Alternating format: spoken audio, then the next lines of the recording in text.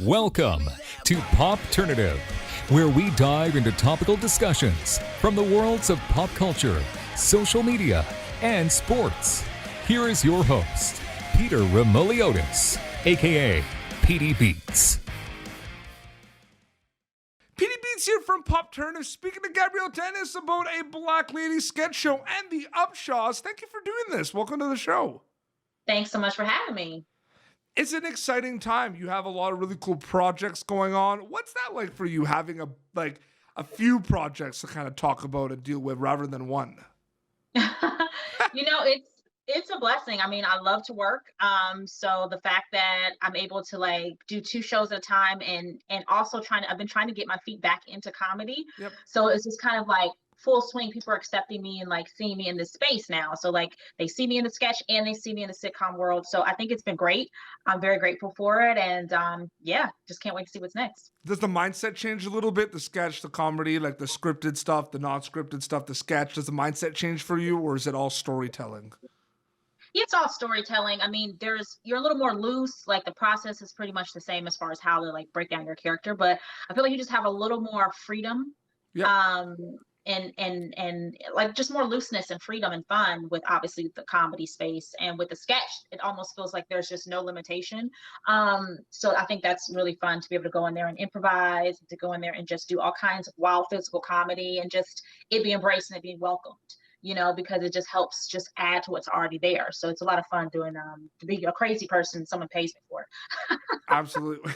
We talked about it before we kind of started. Your show, The Upshaws, just got renewed for season 2 on Netflix. Congratulations. Thank you. And, it's a combination of, I think, really funny writing, pretty over-the-top characters. I mean, there's a lot more going on in Upshaws than people think. Do you feel like that's a good assessment of it? Yeah, what I love about it gives me the nostalgia of Black sitcoms back in the 90s that I grew up on, like the Martin Show, and what I love is that it's got that vibe, and it's got a little I love Good Times and Stanford and Son. So it's I feel like it's a nod to a lot of the Black sitcoms that we've all built our, on standing on the backs and shoulders of. But then we're adding that little extra layer that Netflix allows us to do by cursing and just being a little more fluid and realistic in some of the content material. So it's fun and interesting because it's refreshing. It's a little different, It's shocking for some people at the beginning. It's like, wait, y'all were cussing on it's a family show. No. It's a show about a family. It's definitely a difference. And you play one of the more quirkier over-the-top characters on the show. I mean, there's no doubt about that. What was it like kind of getting in those shoes of that character and playing that character? Well, there were a lot of shoes. Tasha loves to have fun and explore with her wardrobe, her shoes, her clothes, her boots, her earrings, her nails, her hair color. So she was just a very fun character to play because she was almost like a hybrid of doing sketch and doing the sitcom, because I got to change her look so many times, which I thought was very, very fun. So she's a fun character to play, and she's dear to my heart. She's just, I don't know, she's just a ball of energy, and people really have taken to her, which I appreciate. I'm so happy that people like the Tasha character and really, really love her, because my character is really just a recurring character on the show, but the show's embraced me very well. The audience has embraced me very well. So I'm excited for season 2. I can't wait to get back and see what Tasha's up to. Oh, Tasha has got a follow. There's some Tasha fans out there. There's no doubt about that. Sure. Yeah. Which is awesome. What's your experience like kind of going on the other side of the sketch show we were talking about? I mean, what was that kind of experience like for you, and how did that whole experience come to be? Well, back in the day, the funny thing is I used to do stand-up comedy and sketch comedy. I was touring with a sketch troupe. I was doing stand-up comedy in Los Angeles. And the creator of a Black Lady sketch show, Robin Thede, was also with the sketch troupe at the time. So there was a time where there would be sketch and stand-up on a night together. Yeah. So that's kind of how we ran in the same circles and how we met and all those things. And then cut to 10 years later, she remembers me and she has this show idea, and she's like, I've been following your career for the past few years. I've been seeing you do your thing. She's like, but I haven't seen you really do comedy, and the world needs to see you do comedy. You're so funny. She's like, I just remember you from back on stage. And I thought you were always so hilarious and brilliant. And I want you to be a part of my show. And I was like, flattered. Thank you. And yes. So the timing couldn't have been more perfect. I was literally just talking days before with my team that I wanted to get back into into comedy, because I was stepping back further away from it, from doing Rosewood and then doing Luke Cage and then playing Whitney Houston. It was just like I wasn't really having an opportunity to show my funny side, and that's kind of where I started. So it was really great to kind of get back, and then something as big and as broad as sketch comedy. But even in that, what's great is I got to still play a little bit of my pull out some of my drama chops, because the types of characters I've been able to play on that show kind of run the range. So it's been really kind of cool to keep them very grounded, but still play some of these really over the top characters, and then some very grounded, sad. Like there's this teacher character I play, like she's going through a time, the kids, they see right through it, they call her out on it. So there's moments where you get to kind of still feel like you're grounded and being a true artiste, as an actress. But I have a ball in the show. Season 2, I really, really got to like explore more and really jump out there more, and feel entrusted by the team that's over there at the show. The writers are amazing, and the fans love the show and have embraced us. So it's given me the confidence to kind of just go the extra mile for season 2. So I can't wait for season 3. Absolutely. Is it like, I always find it interesting too, because, comedy has been around forever. Like it seems like there's always like comedy shows and sketch, SNL and everything has always been kind of around, but it has evolved where you have a lot of sitcoms and a lot of situations that the subject matter can get very heavy at times rather than just kind of slapstick. For someone like yourself that's been working in this industry for quite some time, when did you notice kind of the shift or change or evolution of comedy and how comedy shows are written, where they become a bit more deep and a bit more heavy? I just feel like with the advent of like the amount of platforms that we have now. Yeah. Whereas before, I feel like everything was kind of condensed, and it was kind of like we have to appeal to the masses, or there's a formula that people try to stick to, because at one point there were only a handful of network televisions and a handful of cable stations that you can go find comedy. But now comedy is everywhere. It's on every platform and in every shade, color, shape, and size, So I think what's beautiful is that because there's more opportunities to see comedy, the content creators are finding ways to really like stretch their muscles and really be able to go out and do different and bigger and a varied palette of things with comedy.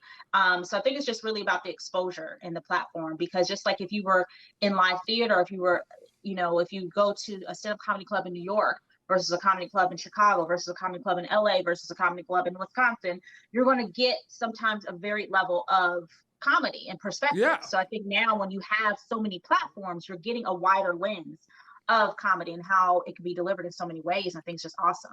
Absolutely. What can you tell me misconception wise about sketch comedy? Because I feel like a lot of people kind of know a little bit about sketch comedy, or they don't really know that much about sketch comedy. They just they look at SNL and Mad TV and Key and Peele. They think they know everything. Someone that's kind of worked in it for a good amount of time. What's something that you could tell me that we might not know about like sketch comedy or working in sketch comedy? Is it like, are they longer days? Are they shorter days? Is improv even around? Like, what can you tell me about that a little bit? I will say it's not. I think people think it's a lot easier than it is. Like, for example, with our show, it's a 30-minute show and it's only 6 episodes. But in that 6 episodes, it still takes us just as much time to film those 6 episodes. Like when we filmed in the pandemic, we filmed in 4 months because we had like an 8-week break in between, because we were trying to be careful with like the holiday season and people traveling and those things. Whereas the previous season, we shot the whole thing in like 5 or 6 weeks. Oh, wow. But okay. It is very jam-packed. It's very tight schedules. So you're getting your long days, but you're shooting just one sketch, one scene, versus if you were filming a TV show, you might get a couple of scenes off in one day, but on our show, you're really just focusing on that one sketch for the day. Maybe every now and again, we might get 2, but the formula usually is 1, because it's not your typical sketch comedy show like an SNL, like an In Living Color, like a Mad TV, where there's just studio, there's camera set up, and it's just the one wall. But we're very 3D. We're on location. We film like it's really like we're shooting mini short films. Mm. So it's very intensive as far as the production quality and process of it. So it's definitely a lot that goes into making that 20 something plus minutes. And it's a lot of hard work because you're living these short-lived characters in this short amount of time. There's so much more work that has to go into developing and making that character very clear, beginning, middle, and end in that 3 minutes or so while you're with the audience. So it's I think it's a lot more work than people assume it is, because they think it's just very fast paced and it's comedy. Oh, it's easy, it's light. But there's a lot of work. It's very intense as far as the shooting process of it and the work that goes into it. It's not any less, and it's sometimes more than any other things that I filmed. Well, it's funny. I just talked to someone who is on a show now, but he was in an improv troupe before, and I asked him, what's like the correlation between like doing improv, like stand-up comedy? He's like, for me personally, he's like, they're completely different. Like, I tried to do stand-up once, and I've done improv for many years, but I tried to do stand-up, and it didn't go very well. So I feel like, do people kind of assume that because you work in sketch comedy, you could also do stand-up too? Is that kind of a misconception as well? Well, if they think that, it's definitely misconception because I've done both. Like I've studied with the groundlings. I've done stand-up comedy. I've done scripted. But the piece of your brain, as far as a stand-up comedian, like the process of that is so different, at least for me, which is why I step more and more back away from it, because being at a comedy club at all hours of the night and then trying to go film early in the morning the next day they just didn't work together. And it's like they're different sides of the brain, because when you're a stand-up comedian, not only you the talent, you're the creator. Like, you're creating that content. 100%. And on top of creating and writing it, you also have to test it. You have to try it out. You have to go do open mics. You have to kind of add jokes in here and there until you're already working set to see what jokes are working and what's not, and like it might take you months to get a joke exactly how you want it, because you have to try it in different audiences, things like that. So it's a lot of work. Whereas improvising, improv is just right off the top of your dome, and you're in the moment, you're living in that space. But stand-up comedy is not for the weak of heart. It is definitely hard work. It's fun, but it's a lot of work that goes into it. And I feel like, obviously, just like with anything else, the longer you do it, the better you get at it, the easier it gets. But when you're first starting out, like, it is hard. It's very, very hard. Absolutely. Gabrielle, I wanted to thank you so much for coming on Popternative to chat with me a little bit. I really appreciate it. Of course. I appreciate it. Thanks for having me. So, can you plug away? I mean, both your shows, season 1 for Upshaws, season 2 for Black Lady Sketch Show, like, plug away. Where can people watch them? Where can people check out everything?